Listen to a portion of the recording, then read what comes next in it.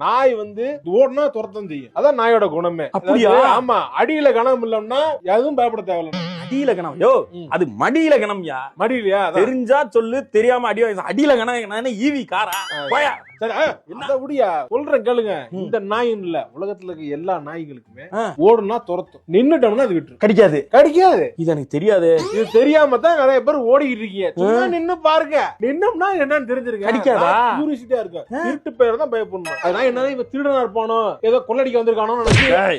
என் மூஞ்ச பார்த்தா திருட்டு பேர் மாதிரி இருக்காடா. நல்லா படிச்சு ஐடி கம்பெனில வேலை பார்த்துட்டு வந்துருக்கேன்டா. அது ஓகே, நீ வயிட்டு வரீங்க போறீங்க, கேப்ல இறக்கி விடுறாங்க, அதை விட்டுருங்க. அந்த நாய் சொல்றேன், நாய்க்கு அப்படி யோசிக்குதுங்கிற. நான் என்ன பண்றேன், ஒரு டெமோ காட்டுறேன் பாருங்க.